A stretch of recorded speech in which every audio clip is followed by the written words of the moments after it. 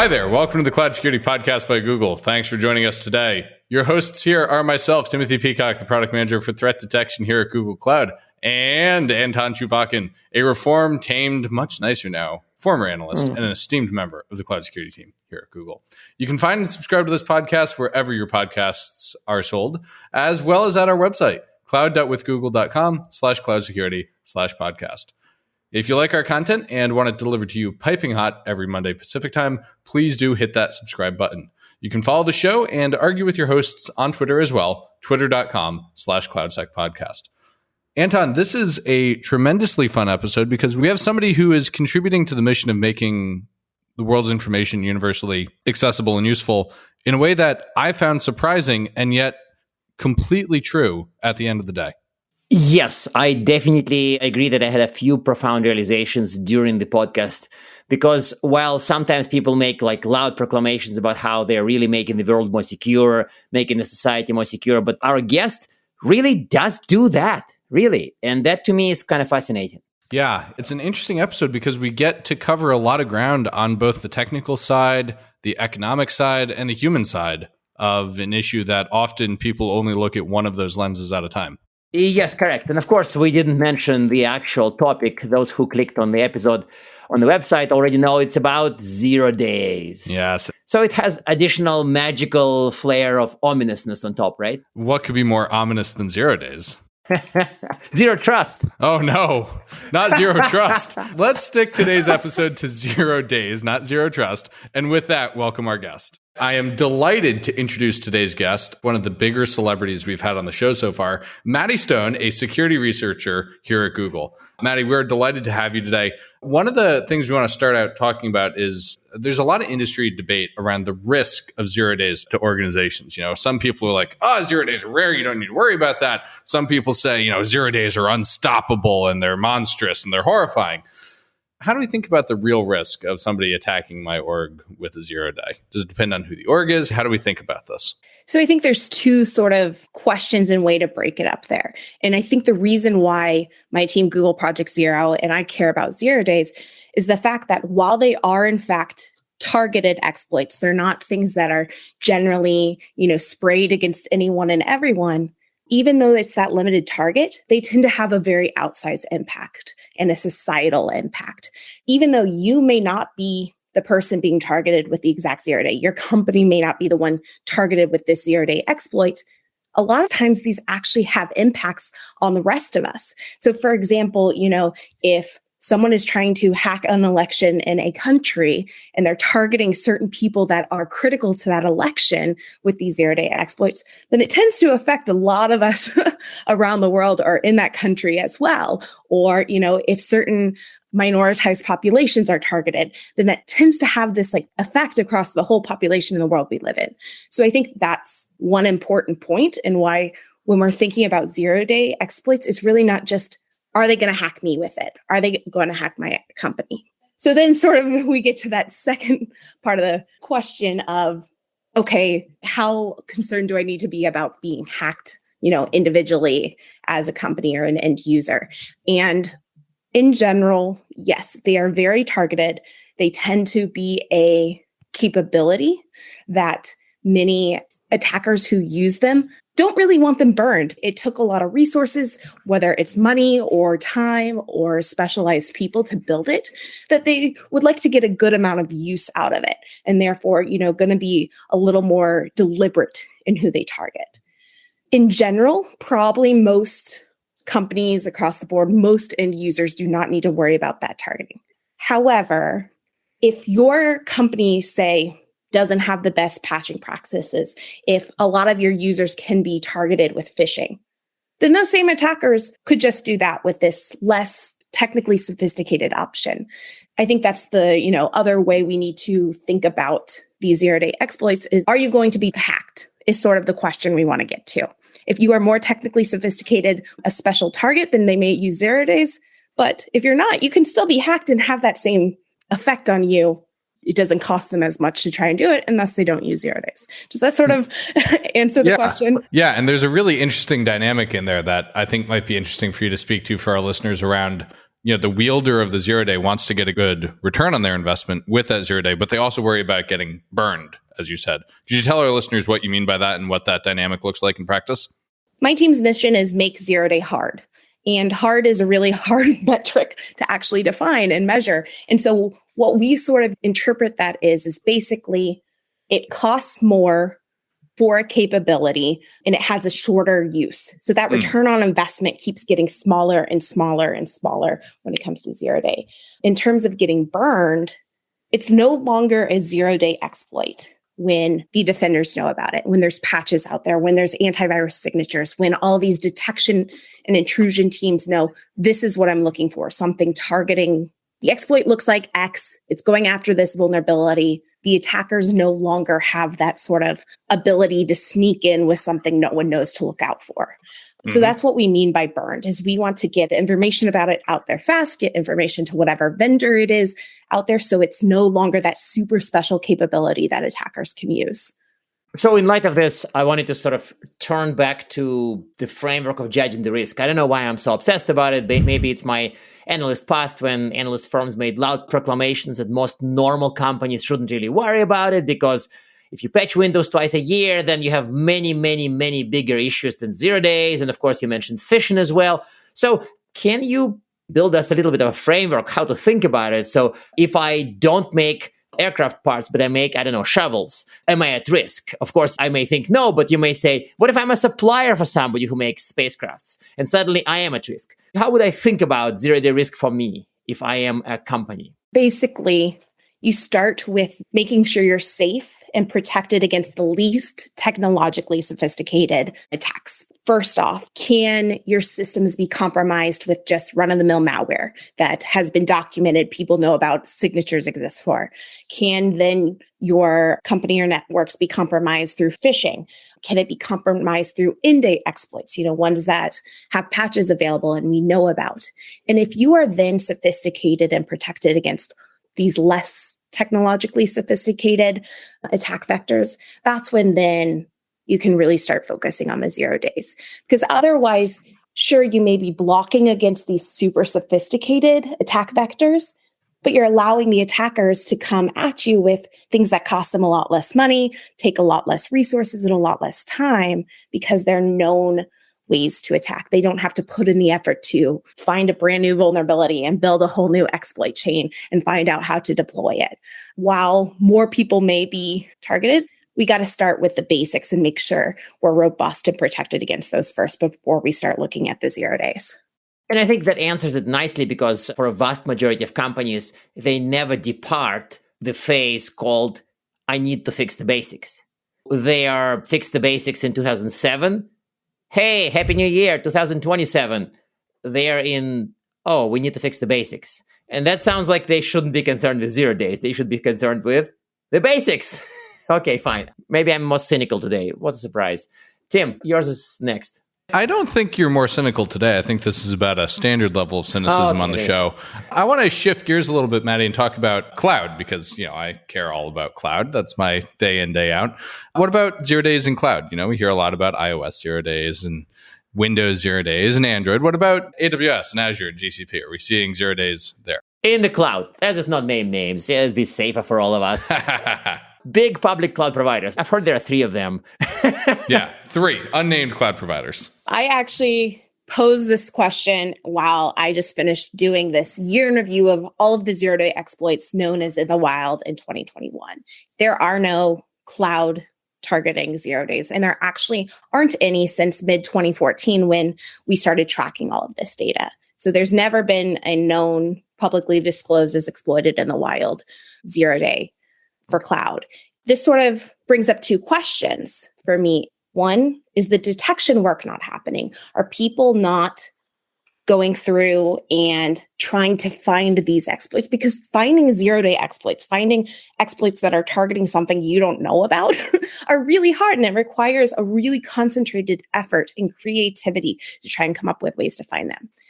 So if you're not detecting them, we're not going to have them list, even if they are being used. And then second, are they being publicly disclosed as exploited in the wild?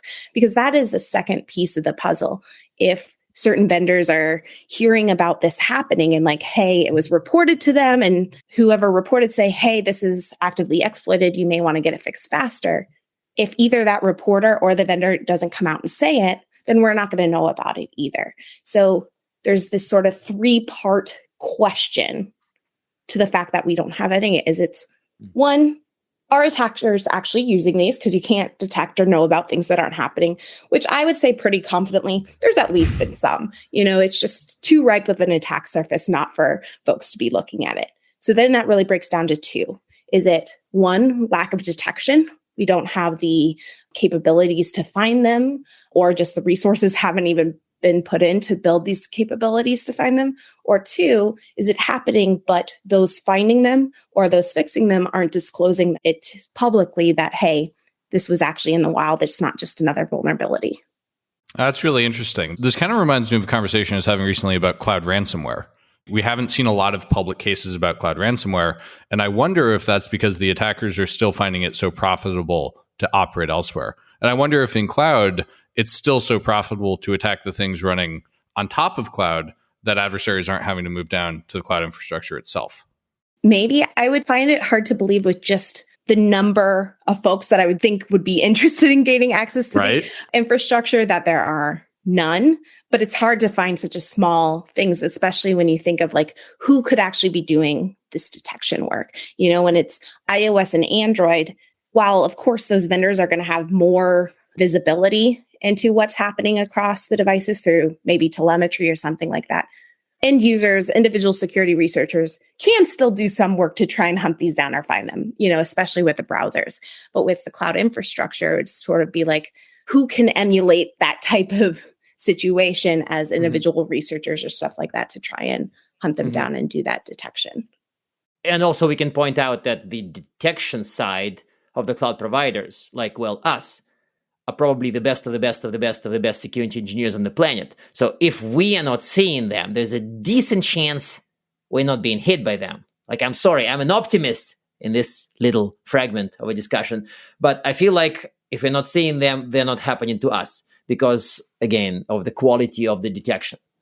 Yeah, okay, fine. I see you're smiling, so it wouldn't show up on audio. So we're going to drop the subject. That's great.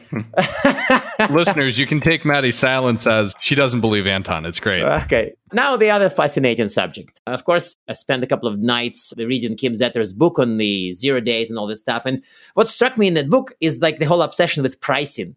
I know that pricing matters. And like Maddie, for example, mentioned the fact that 0 days are costly to develop. They're big numbers, even if you look at what black market pays, what white market pays, big numbers. So what does pricing for 0 days tells us? Is your team succeeding because the price is growing? Like make 0 day hard means make 0 days expensive, right? Or am I thinking about it all wrong? It does in a way make things more expensive, require more investment for a capability that gives you less returns. But I don't think that pricing always actually equals expensive in those terms, because it also can be driven up in terms of things like demand as well. And so I use it as a data point when looking at, like, especially when we're talking changes in magnitude of increases in prices. I think that can be just an interesting thing to keep in mind. But in general, the pricing for 0 days going up, I don't think is something that we can use, even though it may make us feel better about our jobs of like, hey, I want to put up on my performance evaluation. Price of this 0 day went up. Clearly, it's all me or whatever. But no, I don't think we can take that as what that means, because also, if you're selling a 0 days to certain entities versus others, like generally we've heard from black markets and stuff like that, that selling to Five Eyes countries tends to, you sell for lower prices than, say, other geographic regions or regions that might be on sanctioned lists and things like that. To me, it's, numbers in a game that I don't put a lot of, not confidence, but I don't put a lot of stock in that. Stock, that's the word. That's really interesting that there's different pricing dynamics depending on to whom you're selling these things. That's fascinating. I hadn't considered that. And I love it how it's like so nice and corrupting. Like the bad guys pay more than the good guys. Like this is like almost like a moral test. Okay, that's not a subject of our podcast, but it's still kind of fascinating how the good guys pay less and the bad guys pay more. Like, this is satanic. Why don't we shift gears before we learn a lot about Anton's inner political leanings? Maddie, could you tell us about a day in the life of a zero-day explorer here at Google? What does that actually look like? Do you sit in a dark room with thumping music? Like, what does it look like? It's usually country in my case. Okay. I'm all about the country music. And is that the good country music or the bad country music? Both. Both. You got to support the bad country music too. So it sort of looks different on a day-to-day basis. I work closely with other teams within Google as well, which I think is really a cool aspect, like Google's threat analysis group, Google Chrome, Google Android, across the board to come up with what are areas where we can make progress to make systems more robust for better detection. How do we all partner together? And so that's really exciting, to not just be working on your own all the time. A lot of it is just staring at disassembly and bytes, because I'm looking at either exploit samples to figure out what vulnerability were they targeting and how were they exploiting it? Because exploits really are two parts. You can't just have a vulnerability. You also have to come up with an exploit method to make it useful. Trying to figure out what those two chunks really are, and then sort of taking back of what can we learn from it? Because each time a zero-day exploit is discovered in the wild, it truly is the failure cases for attackers, sort of as we were talking about, of trying to burn 0 days or burn vulnerabilities. We want to sort of milk as much information as we possibly can from that finding. And so also then performing things like variant analysis on the vulnerability. A lot of vuln researchers find more than one vulnerability at a time because that bug pattern lives in many different places around the code base, or you're looking at a new attack surface for the first time, which hasn't been thoroughly audited. So you find a lot. So then as defenders or vuln researchers who want to get as many vulns patched, we then try to apply that same sort of process to, the attacker found and used this vulnerability. What other ones might they have found that look similar to this? And that's sort of that trying to make it that much harder, that they can't just plug and play a new vuln in once this one has been patched. Also, sometimes spurring into new areas of research. I'm really lucky that I work with a lot of really awesome vulnerability researchers across many different platforms. And so while I'm sort of a generalist with all the zero-day exploits, looking at all the different platforms from, even Internet Explorer to WebKit, Safari, Android, Windows, etc., each of my teammates are really experts in deep dives in each of those. So partnering with them to be like, okay, I've got to this level. What also do you think this means? What should we take from that? And lastly, partnering with lots of vendors and communicating with general public about how do we actually make this more difficult in the long haul? Because each of these zero-day exploits oftentimes really do have this human impact. Someone is being harmed through the use of it. And so remembering that this isn't just this cool technical problem, it has real world impacts. So how do we make sure that we can try and limit the amount of harm that comes in the future and make sure we're doing everything we can in that respect? There's a really real motivation at the end of the day behind the work you're doing. Absolutely. This past year, it's been over and over and over more headlines of people who are actually having their devices targeted, especially sort of from the commercial surveillance vendors. And this has really big impacts to not just, digital privacy and having, their lives opened up, but physical safety as well. And so trying to make sure, though, that we can help these people, because a lot of them are trying to really stand up and be human rights defenders across the world, or journalists, and that they can be safe and continue doing this really important work is something that definitely drives me, as well as just how cool would it be if we lived in a world where everyone had safe and secure access to the internet? Yeah. Regardless of price, your device is secure. That just seems like an amazing world I want to live in, where everyone can access information, talk to people. It doesn't depend on who you are or what you have to access.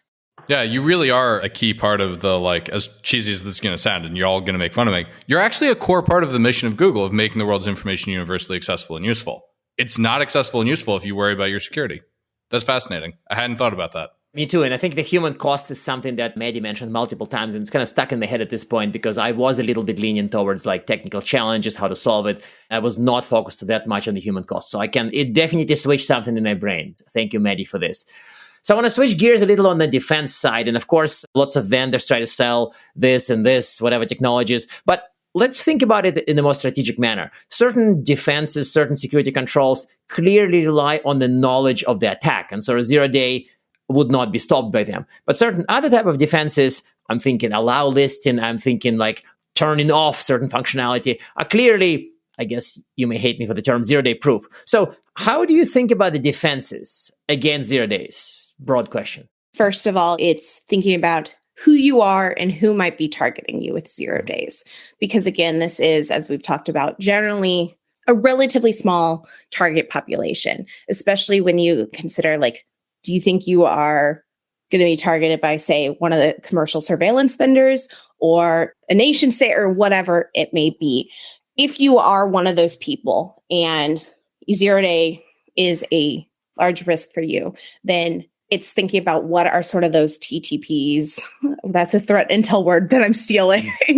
What are the techniques they're using? So like, for example, a lot of the commercial surveillance we've seen over the past year has been they send one-click links. So they send a link to someone, maybe through email or SMS, try to make it seem relevant. And when they click it, it actually goes to that attacker's exploit server, which then delivers the exploit chains. So if that's you, then maybe not clicking on those types of links.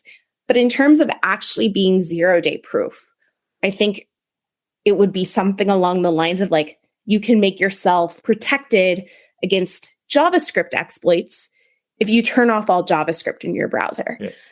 That's not a great internet usage option for a lot of people, but that's really, I think, the extremes you have to go to really have that confidence in 0 day proof. And in that same way, though, then you're really only protected against those browser exploits that are targeting JavaScript. You'd still be vulnerable to DOM exploits. And so if you don't want to be targeted by browser exploits, then it's really at that point, don't use a browser.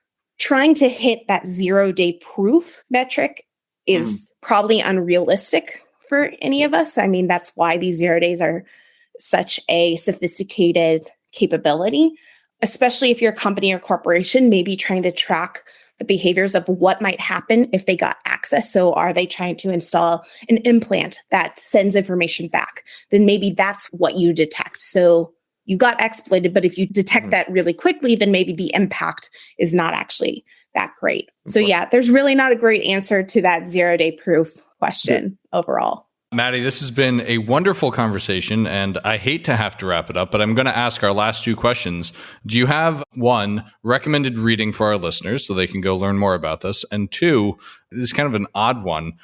Do you have a recommendation for people to be, I guess, better at finding 0 days or not getting popped by them? Like, what's your actionable tip for our listeners? Further reading, if you check out the Project Zero blog, we tend to talk about getting really into the nitty-gritty sort of details of the bits and bytes of these exploits, as well as I publish year in reviews. The 2021 one will be coming out soon, but 2019 and 2020 is actually up, as well as the Google Tag blog also publishes more from that threat intel, the context behind it, point of view of 0 days. So highly suggest that. And one action item I would give, I don't think it fits exactly what you're asking, but one area I think where we'll really see progress is if end users and companies, customers of the big vendors, pushing the vendors whose products you're using, asking them, are you saying that you will publicly disclose anytime you've heard that there is an in the wild exploit and vulnerability? So will you annotate your release notes? And what work are you doing to make yourself more robust and your software devices more robust about this? Do you have teams working on 0 day detection? Are you doing things like variant analysis and exploit mitigations each time one of these comes? The first one I would say is the disclosure and the transparency around them is what I think will make the biggest progress step first. I really like that answer. Maddie, thank you so much for joining us today. This has been a terrifically enjoyable conversation. Thank you all so much for having me. I'm honored you invited me here. Thank you. And now we are at time. Thank you very much for listening and, of course, for subscribing. You can find this podcast at Google Podcasts, Apple Podcasts, Spotify, or wherever else you get your podcasts. Also, you can find us at our website, cloud.withgoogle.com/cloudsecurity/podcast. Please subscribe so that you don't miss episodes. You can follow us on Twitter, twitter.com/cloudsecpodcast. And your hosts are also on Twitter at Anton_Chuvakin and _Tim Pigok. Tweet at us, email us, argue with us, and if you like or hate what we hear, we can invite you to the next episode. See you on the next Cloud Security Podcast episode.